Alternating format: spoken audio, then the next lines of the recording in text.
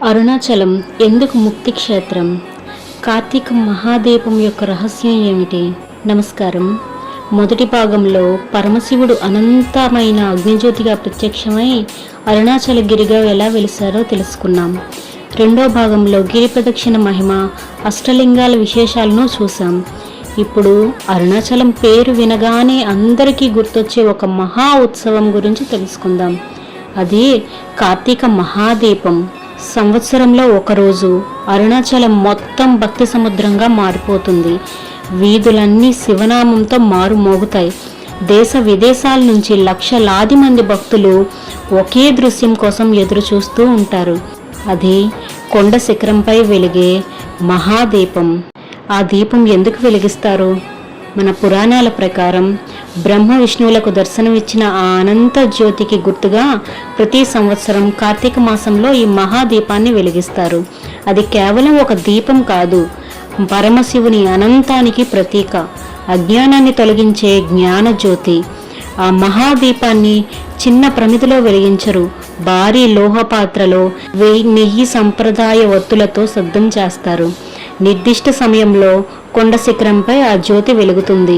ఆ క్షణంలో అందరి నోటి నుంచి ఒకే ఒక నినాదం వినిపిస్తుంది: అన్నమలయకు హరోహర, అరుణాచలం శివ హరోహర. ఆ జ్యోతి కనిపించగానే చాలా మంది భక్తుల్లో ఆనంద బాష్పాలు కనిపిస్తాయి. ఎందుకంటే వారి దృష్టిలో అది ఒక దీపం కాదు, సాక్షాత్తు పరమశివుని జ్యోతిర్దర్శనం. రమణ మహర్షి మరియు అరుణాచలం గురించి చెప్పేటప్పుడు రమణ మహర్షిని తప్పకుండా గుర్తు చేసుకోవాలి. చిన్న వయసులోనే ఆయనకు ఆత్మజ్ఞానంపై తీవ్రమైన ఆసక్తి కలిగింది.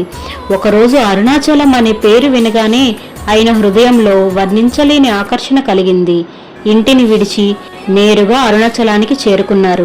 ఆ తర్వాత జీవితం అక్కడే ఉండి ధ్యానం చేశారు.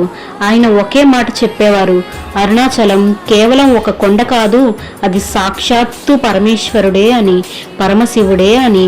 ఇప్పటికే ప్రపంచం నలుమూలల నుంచి వేలాది మంది ఆయన ఆశ్రమాన్ని దర్శించుకుంటూ ఉంటారు. అరుణాచలం గురించి ఒక విశ్వాసం.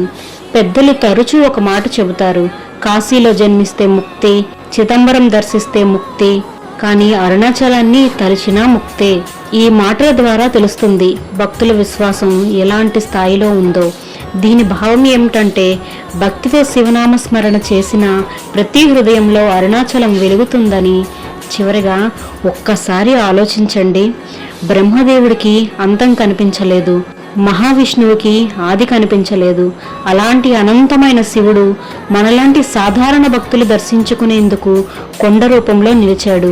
ఇది ఆయన కరుణ కాకపోతే ఇంకేమిటి?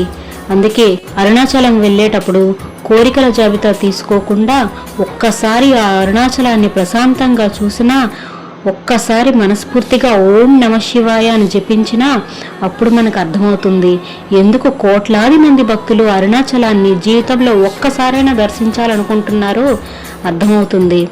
అరుణాచలం అది ఒక పర్వతం కాదు, ఒక ఆలయం కాదు, అది భక్తికి నిలయం, జ్ఞానానికి ప్రతీక, పరమశివుని అనంత కరుణకు సజీవ సాక్ష్యం. ఓం అరుణాచలేశ్వరాయ నమః. హర హర మహాదేవ.